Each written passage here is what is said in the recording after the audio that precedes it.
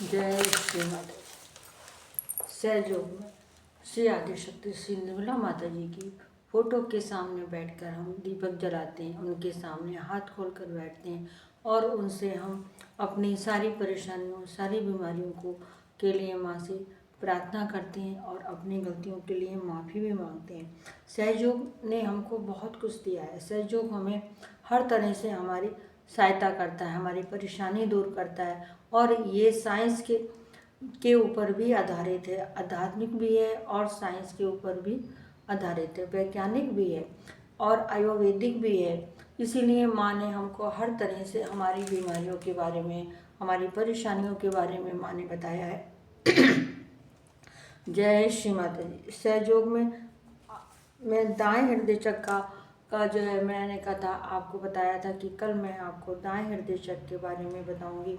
तो सहयोग में दाएं हृदय चक्र का जो स्थान है वो हृदय के दाईं ओर है। जो हमारा दायां हृदय है ये हमारा दायां चक्र है, दायां हृदय चक्र है। हमारे शरीर का ये चौथा चक्र है, चौथा ही चक्र है। दायां हो, बायां हो, मध्य हो, ये हमारा चौथा ही चक्र है। ये दाएं हृदय चक्र हमारी जिम्मेदारी का चक्र है। इस चक्र से शरीर के फेफड़ों, देखिए इसमें क्या क्या हमें परेशानी होती हैं और जो ये क्या कार्य करता है। इस चक्र से शरीर के फेफड़ों और हृदय का कार्य होता है। ये चक्र पिता का भी स्थान माना जाता है। ये चक्र किस कारण से खराब होता है ये भी आप देख लीजिए कि पिता का प्रेम ना मिलना। जिन बच्चों को अपने पिता का प्रेम नहीं मिलता है उस चक्र से ये हमारा दायां हृदय चक्र खराब हो जाता है। पहले आपको मैंने बाएं हृदय चक्र में बताया था, वो हमारी माँ का चक्र है, माँ का स्थान है। जब हमको माँ का प्यार नहीं मिलता है तो हमारा बायां हृदय चक्र खराब हो जाता है और अगर हमें पिता का प्यार नहीं मिलता है तो हमारा दायां हृदय चक्र खराब हो जाता है। और यह हमारे पिता के साथ अच्छे संबंध नहीं है, अच्छा हमारा व्यवहार नहीं है और हम उद्दंडता के कारण, आक्रामक स्वभाव के कारण आदि जो कारण है, इन चक्रों से हमारा चक्र खराब होता है। अधिक शारीरिक श्रम करने के कारण भी ये इसका दाएं हृदय चक्र पर बहुत तनाव पड़ता है। जब हम बहुत ही ज़्यादा, ज़रूरत से ज़्यादा हम शारीरिक श्रम करते हैं, मेहनत करते हैं तो उसका असर हमारे दाएं हृदय चक्र पर पड़ता है। आपने देखा होगा बहुत से लोग जो है बहुत मेहनत करते हैं, ऑफिस में जो है वो काफ़ी देर तक काम करते हैं या पूरी पूरी रात काम करते हैं तो उनके हृदय चक्र जो है वो खराब हो जाता है, तो उनको हाई बीपी हो जाता है। तो इसलिए जो है वो जो भी हम अगर काम ज़्यादा जो काम करता है उसका असर भी हमारे दाएं हृदय चक्र पर पड़ता है। और सांस से संबंधी हमारी बीमारी हो जाती है। दिमाग की बीमारी हमारे इसी चक्र के खराब होने से ही होती है।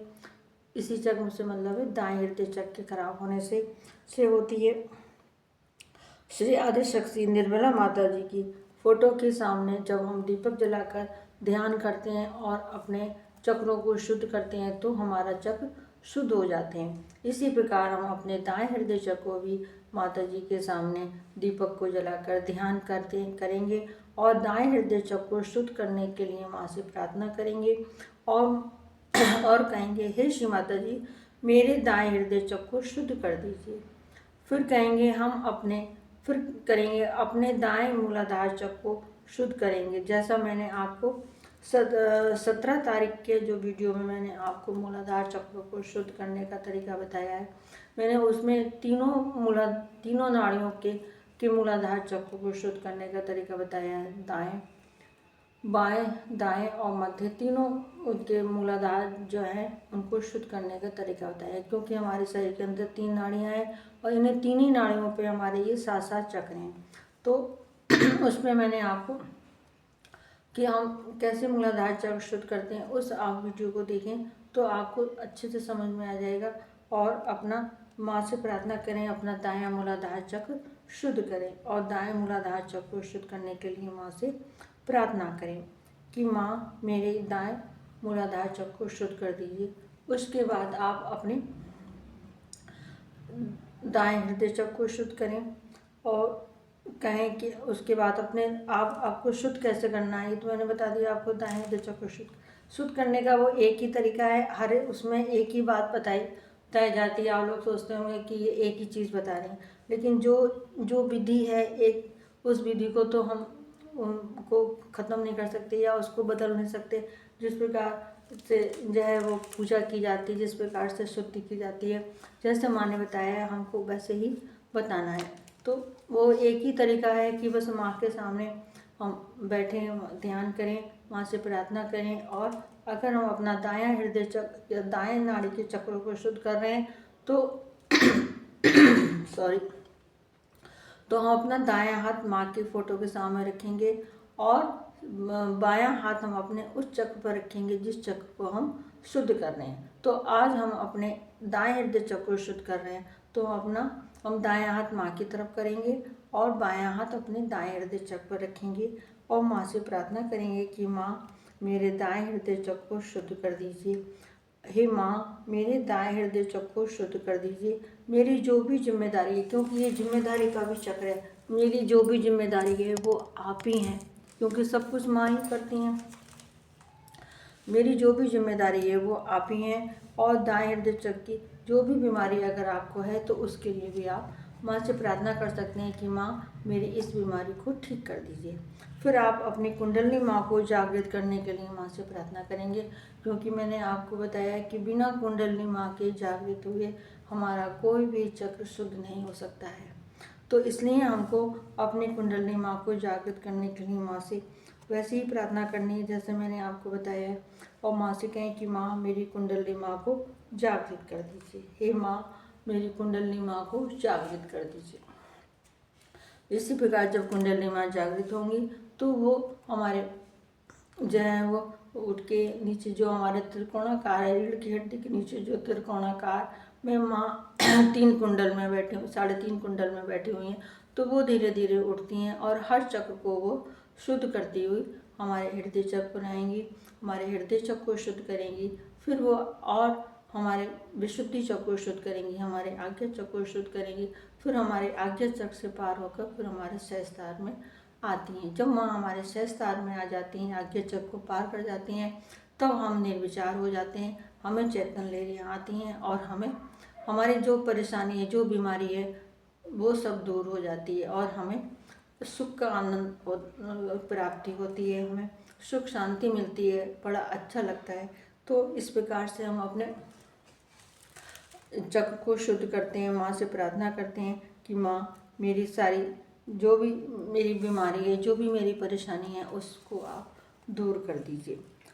फिर जब आप अगर उठें, थोड़ी देर आप माँ की तरफ बैठें, देखें, माँ के पास बैठें, माँ की विनती की तरफ देखें और थोड़ा ध्यान में जाएं। आंखें बंद कर लें, चाहे माँ की फ़ोटो की तरफ देखते हुए आप ध्यान कर सकते हैं आंखें खोलकर।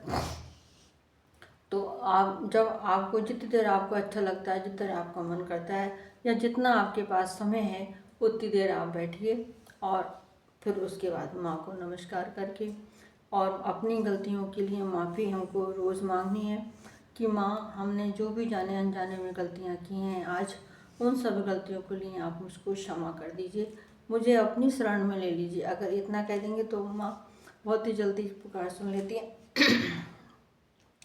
इस प्रकार से अगर हम प्रार्थना करेंगे माँ से तो हमारी चाहे वो बीमारी दूर होंगी, हमारा चक्र भी शुद्ध होगा और हमारी कुंडलिनी माँ भी जागृत होंगी और हमारा इस प्रकार से हमारा चक्र शुद्ध हो जाएंगे, सारी परेशानियाँ दूर हो जाएंगी।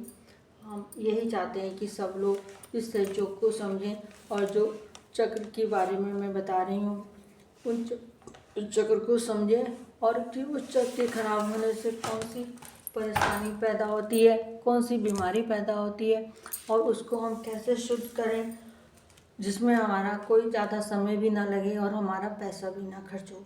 ये बिना पैसा खर्च करे हमारी बीमारी केवल ध्यान के द्वारा, केवल माँ से प्रार्थना करने मात्र से ही सही हो जाती है। हमारे चक्र शुद्ध हो जाते हैं और हमारी बीमारी भी सही हो जाती है। हमें उसमें ज़्यादा समय भी नहीं अपना देना पड़ता है और ना ही हमारा कोई पैसा जाता है।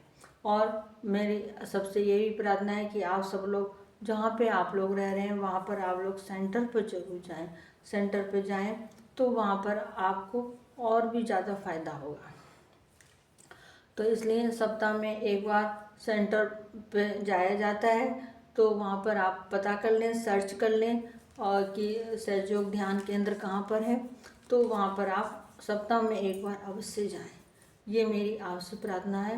आप जाके देखिए, आपको बहुत अच्छा लगेगा और अपनी जो भी आपकी परेशानी है, जो आप घर बैठ के नहीं सही कर सकते हैं, अपने आप नहीं कर सकते हैं, तो जो वहाँ के पुराने सहयोगी हैं, जो वो लोग जिनको ज़्यादा ज्ञान है, वो लोग हमारी परेशानी को दूर करेंगे और जो भी हमारी समस्या है उसको भी वो लोग दूर करते हैं। और एक पैसा भी नहीं जाता है कि कोई भी आपको दान नहीं देना, कोई आपको कहीं पे भी कोई भी किसी भी तरीके से कोई भी एक पैसा भी आपको नहीं देना होता है। बस आप जाइए वहाँ पर और बस उनसे अपनी समस्या के बारे में बताइए, माँ से वहाँ पर प्रार्थना कीजिए, तो आपको खुद वहाँ बहुत अच्छा लगेगा, बहुत ही अच्छा लगेगा।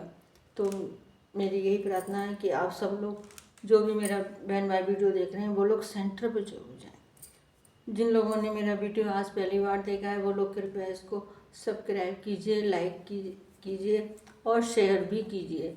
जो मेरे बहन भाई वीडियो लगातार देख रहे हैं और मुझे कमेंट्स भी कर रहे हैं, अपनी इच्छाओं को भी जाहिर कर रहे हैं, उन सभी मेरे बहन भाइयों को दिल से जय श्री माता जी। सभी मेरे बहन भाई इस वीडियो को लाइक करें, शेयर करें और कमेंट्स भी करें।